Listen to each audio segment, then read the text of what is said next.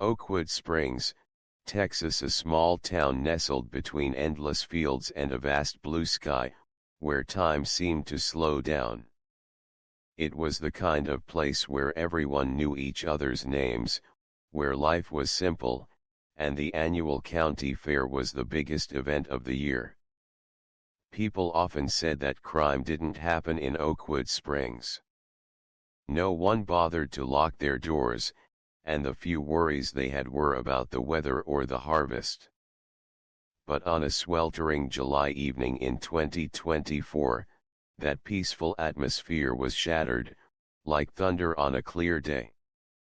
A crime so shocking shook the town to its core, forever changing Oakwood Springs and turning it into the subject of national headlines. At the center of this storm was Sheriff Vanessa Carter, a woman admired for her dedication to duty and unwavering sense of justice. As Oakwood Springs' first African-American sheriff, Vanessa was a symbol of progress and hope. But on that fateful night, her image would change forever. No longer just a protector of the law, she became the focal point of a nationwide debate. Was she a mother defending her child or a sheriff who had crossed the line? It all started on that sweltering night when Vanessa, after a long day at work, received a phone call that changed her life forever. A call that dragged her into a horrific crime and challenged everything she believed about justice. Oakwood Springs had been the place Vanessa chose to build a new life after years of service in the big city. For her, it was the perfect place to raise a family, quiet, safe, and supported by a strong community. But even this idyllic town hid a dark secret that no one could have imagined. Vanessa had no idea that the very house she considered a safe haven would become the scene of an unforgivable crime. And on that night, she was not just a sheriff, she was a mother forced to confront unspeakable pain and make a decision no one should ever have to make. In the darkness of her own home, upon discovering a horrifying truth, Vanessa faced a choice. Her motherly instincts roared, overwhelming the principles of justice she had upheld for so long. This story begins here, with the end of one life and the beginning of a journey for justice, one that no legal system could ever fully comprehend. To understand the events that led to that fateful night in Oakwood Springs, we must first understand Vanessa Carter herself, a woman forged by hardship, driven by purpose, and ultimately defined by her unwavering love for justice and her family. Vanessa grew up in the tough neighborhoods of Houston, where crime was a constant shadow lurking around every street corner. Her father, Thomas Carter, was a hard-working construction worker who did everything he could to provide for his family. He was a gentle man with calloused hands and a warm smile, a figure of strength and kindness in Vanessa's life. But that stability was shattered when Vanessa was just 12 years old. One evening, Thomas stopped by a convenience store on his way home from work. What should have been a simple errand turned into tragedy when a robbery broke out. Thomas, always the protector, tried to shield a terrified cashier from the gunman. In the chaos, he was shot and killed. Vanessa's world crumbled that day. The pain of losing her father ignited a fire within her, a burning determination to fight against the senseless violence that had taken him away. No one else should have to go through this, she vowed to herself. That vow shaped her path. Vanessa excelled in school, driven by a fierce sense of purpose. Her grades earned her a scholarship to attend the police academy, where she quickly stood out. Her instructors noted her sharp instincts, her ability to remain calm under pressure, and her natural leadership skills. After graduating with honors, she joined the Houston Police Department, where she made a name for herself as a relentless officer who never gave up on a case. But despite her professional success, there was a part of Vanessa that longed for something different, a place where she could build deeper connections with the community and make a more personal impact. That opportunity came when Oakwood Springs, a small, sleepy town far removed from the chaos of the city, opened a position for deputy sheriff. It was a drastic change, but Vanessa was ready for it. The transition wasn't easy. As an outsider from the big city and as a black woman in a predominantly white, conservative town, Vanessa faced skepticism and subtle prejudice. Some residents whispered behind her back, doubting her ability to understand the needs of their quiet community. But Vanessa was nothing if not determined. She threw herself into her work, getting to know every resident by name, attending community events, and showing up whenever anyone needed help, whether it was catching a runaway dog or mediating a property dispute. Over time, her tireless work ethic and genuine care for the people of Oakwood Springs won them over. In just 5 years, she was elected sheriff, breaking barriers as both the youngest and first African American woman to hold the position. Her victory was a testament to her dedication and the respect she had earned. On the surface, Vanessa's life seemed perfect. She had a career she loved and a family the town adored. Her husband, Derek Johnson, was the beloved high school football coach, a charming man with an easy smile who was admired by students and parents alike. Together, they had a bright, energetic daughter named Zoe, who was the center of their world. To Oakwood Springs, the Carters were the embodiment of the American dream, a loving family living in harmony with their community. But behind closed doors, cracks were beginning to form. Vanessa, ever the dedicated sheriff, often found herself consumed by work. Late nights at the station became the norm, and Derek's role in their household grew. At first, it seemed like he was simply stepping up as a supportive husband and father, but there was an undercurrent of tension that Vanessa couldn't quite place.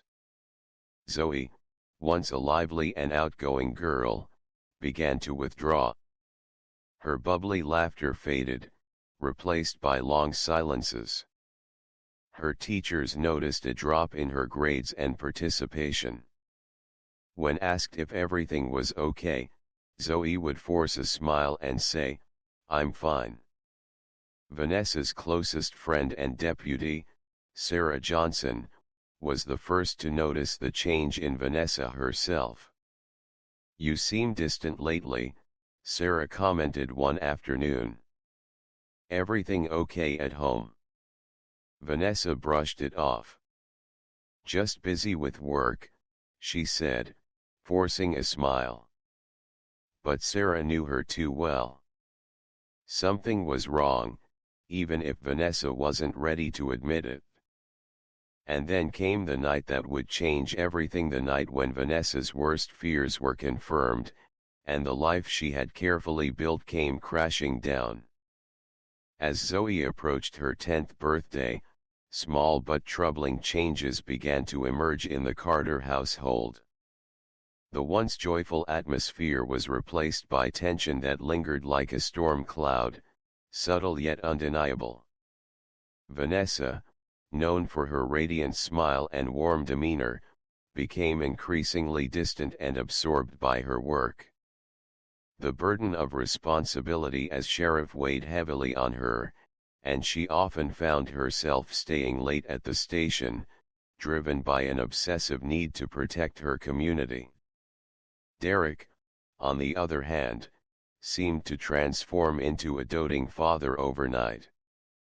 At first, it appeared admirable, his eagerness to spend more time with Zoe, volunteering to drive her to school, attending all her extracurricular activities, and being unusually attentive to her every need. Friends and neighbors admired his devotion. "Derek's really stepping up while Vanessa is busy," they would say, casting him as the supportive father and husband in a family where the mother's work often kept her away. But there was something unsettling beneath the surface, something Vanessa couldn't quite put her finger on. Zoe, once a bubbly and confident girl, began to withdraw. Her teachers noticed that she no longer raised her hand in class or participated in discussions. Her grades, which had always been excellent, started slipping. At home, she spent more time alone in her room, her cheerful laughter replaced by an eerie silence. Vanessa tried to chalk it up to growing pains. "She's just getting older," she told herself. "It's probably just a phase." But deep down, she couldn't shake the gnawing feeling that something was wrong. Sarah Johnson, Vanessa's closest friend and trusted deputy, noticed the changes as well. She knew Vanessa better than most, and it was clear that her friend's cheerful facade was crumbling. "You seem on edge lately," Sarah remarked one afternoon. "Anything you want to talk about?" Vanessa forced a laugh. "Just the job. You know how it is." But Sarah wasn't convinced. Something in Vanessa's eyes hinted at a weight she wasn't ready to share. The turning point came on a warm July afternoon when Vanessa received a phone call from Zoe's best friend's mother. Her voice was filled with concern. "Zoe's been acting differently," she said. "She doesn't want to come over anymore, and she barely talks when I see her. Is everything okay?" Vanessa's heart sank. She thanked the woman for calling and assured her that everything was fine, but the conversation left her rattled. Later that evening, as she sat in her car outside the house, a strange sense of dread washed over her. The lights in the house glowed warmly, but instead of comfort, they seemed to mock her. When Vanessa finally walked through the front door, Zoe's room was dark. Derek sat on the couch, flipping through channels as if nothing was wrong. "Hey, babe," he greeted casually. Vanessa nodded absently, her mind racing. She needed to get to the bottom of whatever was troubling Zoe. That night, she decided to trust her instincts. July 15, 2024, was a sweltering evening, even by Texas standards. The air was thick with heat, clinging to everything it touched. Cicadas droned relentlessly outside, their cries blending with the hum of distant traffic. Oakwood Springs seemed to be settling into its usual tranquil routine as the sun dipped below the horizon. But inside the Carter household, something far from tranquil was brewing. Vanessa had just wrapped up a particularly draining day at the station, dealing with a series of minor disputes that nonetheless required her full attention. Exhausted, she longed for nothing more than a quiet evening with her daughter. However, that gnawing unease about Zoe had only grown stronger since the phone call from her friend's mother. Driving home, Vanessa's thoughts churned. She replayed the past few months in her mind: Zoe's sudden withdrawal, Derek's overbearing attentiveness, and the cracks in their once happy family life. Each fragment seemed inconsequential on its own, but together they formed a pattern Vanessa could no longer ignore. Pulling into the driveway, she sat in the car for a moment, gripping the steering wheel tightly. The house stood quietly before her, bathed in the warm glow of porch lights. From the outside, it looked like any other peaceful suburban home. but Vanessa's instincts told her that something was very wrong inside those walls. Steeling herself, she stepped out of the car and entered the house. The cool blast of air conditioning greeted her, offering temporary relief from the oppressive heat outside. "Zoe," she called out, her voice echoing through the quiet space. No response. Vanessa's brow furrowed as she scanned the living room. Derek was nowhere to be seen, and the television sat dark and silent, a rare occurrence, as Derek often unwound in front of it after dinner. Her pulse quickened as she ascended the stairs toward Zoe's room. The hallway stretched before her, dimly lit by a single nightlight plugged into the wall. The air seemed heavier up here, charged with an invisible tension that made the hairs on the back of her neck stand on end. Reaching Zoe's door, Vanessa hesitated for a moment before gently turning the knob. The door creaked open, revealing a sight that froze her in place. Derek was on Zoe's bed, his hand where it should never have been. Zoe lay stiffly beneath him, her eyes wide with fear, silently pleading for help. Time slowed to a crawl. Vanessa's breath caught in her throat, and for a moment, she couldn't move, couldn't think. The room spun around her, the walls closing in as a wave of horror and rage washed over her. Her training as a law enforcement officer had taught her to remain calm under pressure, to assess situations rationally and methodically. But in that moment, none of that mattered. She wasn't the sheriff of Oakwood Springs. She was a mother, witnessing the ultimate betrayal. Pure, unrelenting fury ignited within her, drowning out every rational thought. Her hand instinctively went to her holster, where her service weapon rested. The room exploded with sound as 10 shots rang out in rapid succession, each one a manifestation of Vanessa's anguish and wrath. Derek's body jerked with each impact before collapsing onto the floor, lifeless before he even hit the ground. The silence that followed was deafening. Smoke lingered in the air, mingling with the acrid scent of gunpowder. Vanessa stood there, her chest heaving, the gun still clenched in her trembling hand. Zoe remained frozen on the bed, tears streaming down her face.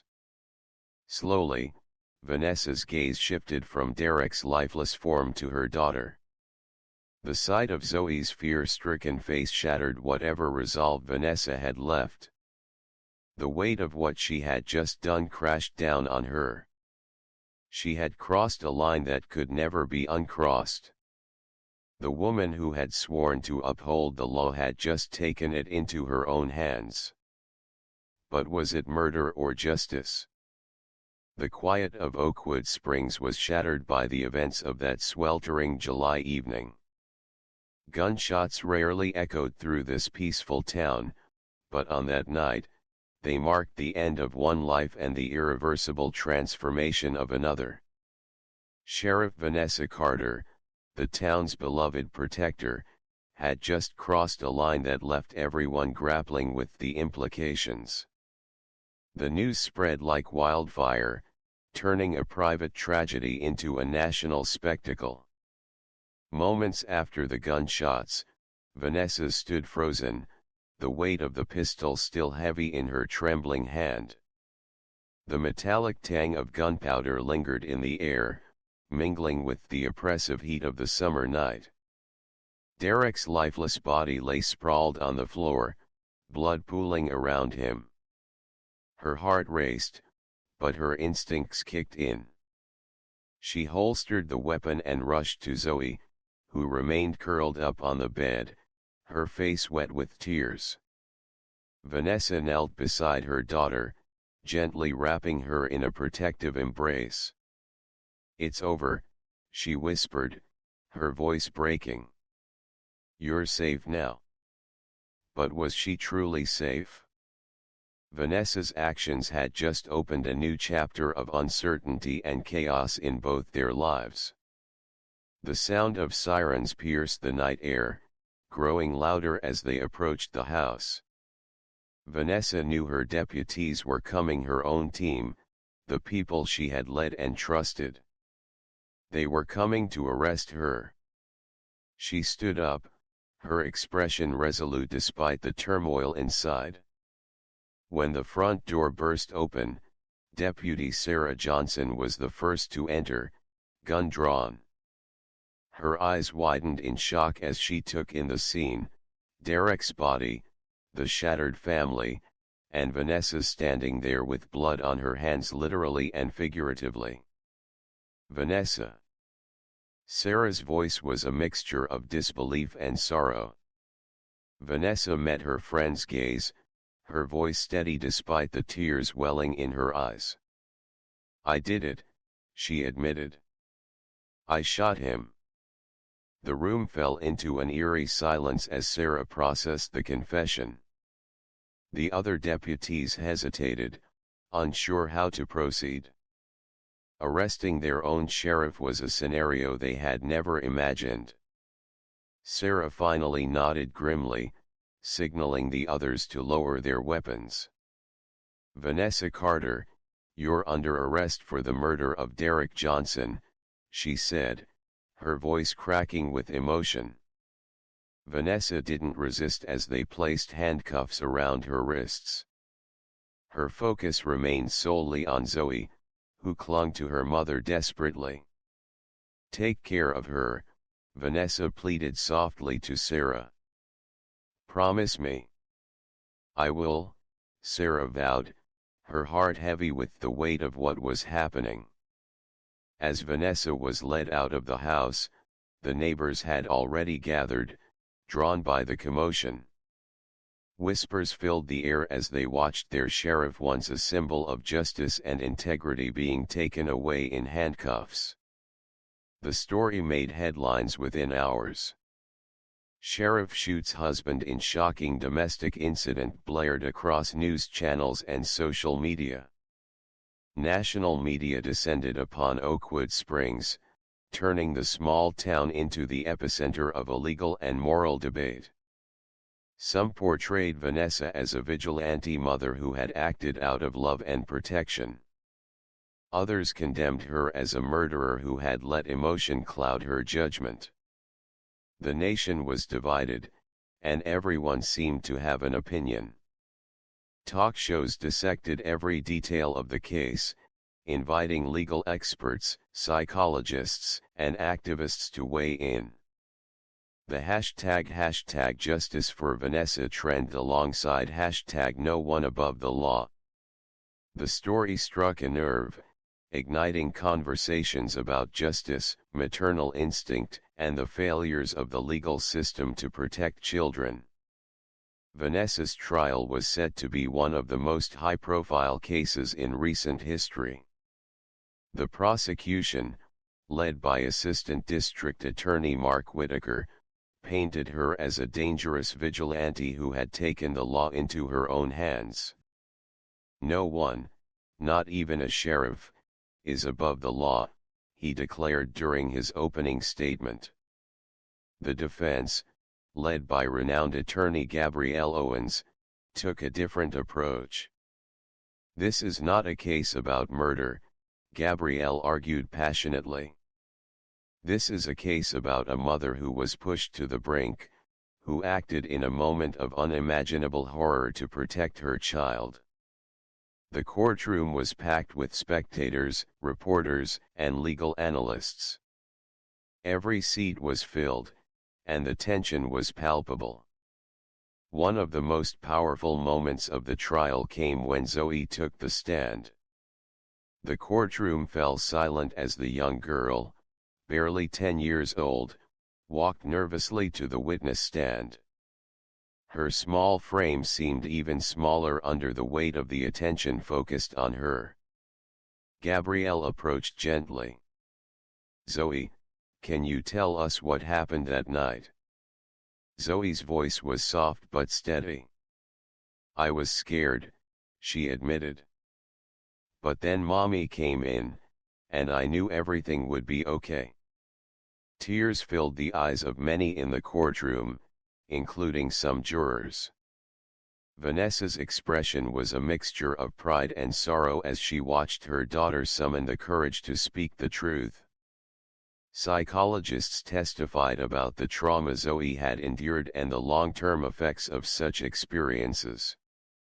They described Vanessa's actions as a response driven by primal maternal instinct, a moment where logic was overridden by the need to protect. The jury deliberated for days, the weight of their decision pressing heavily upon them. The case was complex, fraught with legal, moral, and emotional implications. Was Vanessa guilty of murder, or was she a mother pushed to the brink, acting in defense of her child? Finally, the verdict was read: not guilty by reason of temporary insanity. Gasps echoed through the courtroom. Vanessa's shoulders sagged with relief, though the victory was bittersweet. She would not serve time in prison, but the court mandated her to undergo psychiatric treatment at a state facility. Vanessa spent months in therapy, confronting the trauma of that night and the emotional toll it had taken on her. The weight of her actions lingered, but she found solace in the knowledge that Zoe was safe and healing. Zoe, with the help of counseling and unwavering support from her mother, began to reclaim her childhood. Her laughter, once silenced by fear, gradually returned. Vanessa's career in law enforcement was over, but her legacy in Oakwood Springs lived on. The town, though forever changed by the tragedy, rallied around her and Zoe, offering support and understanding. In the wake of the case, Vanessa's law was passed, introducing harsher penalties for child predators and greater protections for victims. The law served as a testament to Vanessa's enduring fight for justice even when it came at great personal cost. Though she no longer wore a badge, Vanessa remained a symbol of strength and resilience. She dedicated her time to advocacy work, speaking out about the importance of protecting children and supporting survivors of abuse. As she stood on the front porch of her home one sunny afternoon, watching Zoe play with friends, Vanessa felt a sense of peace she hadn't known in years. The scars of the past would never fully fade, but they no longer defined her. If given the choice, would she do it all over again? The answer was clear: yes. Because a mother's love knows no limits. Months had passed since the trial, but the scars left by that fateful night remained etched deeply into the lives of Vanessa Carter and her daughter, Zoe. Though the courtroom battles had ended, the journey toward healing was just beginning. The world had moved on to other stories, but for Vanessa and Zoe, the echoes of their trauma lingered like shadows that refused to dissipate. Oakwood Springs, once a tranquil haven, bore the weight of its painful history. The Carter home, where the tragedy unfolded, stood as a somber reminder of the events that had forever altered the town's landscape. But amidst the darkness, there were glimmers of hope, signs that healing, though slow and arduous, was possible. After completing her mandated treatment at the state psychiatric facility, Vanessa returned to Oakwood Springs with mixed emotions. The familiar sights of the town tugged at her heart, but the weight of judgment and curiosity from the townsfolk was palpable. Some residents greeted her with open arms, recognizing the sacrifices she had made as both a sheriff and a mother. Others whispered behind her back, questioning whether justice had truly been served. Vanessa knew that regaining the trust and acceptance of the entire community would be a long road, but she was determined to face it head-on. Zoe, now 11, had also changed. The once bubbly and carefree girl had matured beyond her years. The trauma she endured had left her cautious and wary, but there were moments when her smile would break through, a testament to her resilience and the unwavering love of her mother. Oakwood Springs was a town known for its sense of unity, but the events surrounding the Carter case had fractured that bond. Some residents viewed Vanessa as a hero, a mother who had done what any parent would in her situation. Others saw her as a law enforcement officer who had crossed a line, setting a dangerous precedent. Town hall meetings became battlegrounds for debates about justice and morality. Supporters of Vanessa advocated for reforms in the local legal system to better protect children from abuse, while her detractors called for stricter oversight of law enforcement to prevent acts of vigilantism. Despite the division, one thing was clear: Vanessa's case had sparked conversations that were long overdue. It had forced the community to confront uncomfortable truths and re-evaluate their understanding of justice, compassion, and accountability. One of the most significant outcomes of the case was the passage of Vanessa's Law, a groundbreaking piece of legislation that introduced harsher penalties for child predators and expanded resources for victims and their families. The law also mandated trauma-informed training for law enforcement officers, ensuring they were better equipped to handle cases involving abuse. Vanessa's name became synonymous with advocacy and reform. Though she no longer wore a badge, her influence on the legal system was undeniable. She was invited to speak at conferences and workshops, sharing her story and advocating for change. Her voice, once confined to the small town of Oakwood Springs, now resonated on a national level. Healing was not a linear process for Vanessa and Zoe. Therapy sessions became a cornerstone of their journey, providing a safe space to confront their pain and work toward rebuilding their lives. Vanessa grappled with feelings of guilt and self-doubt, questioning whether her actions had truly been justified. Zoe, with the support of compassionate therapists and a strong support network, slowly began to reclaim her sense of self.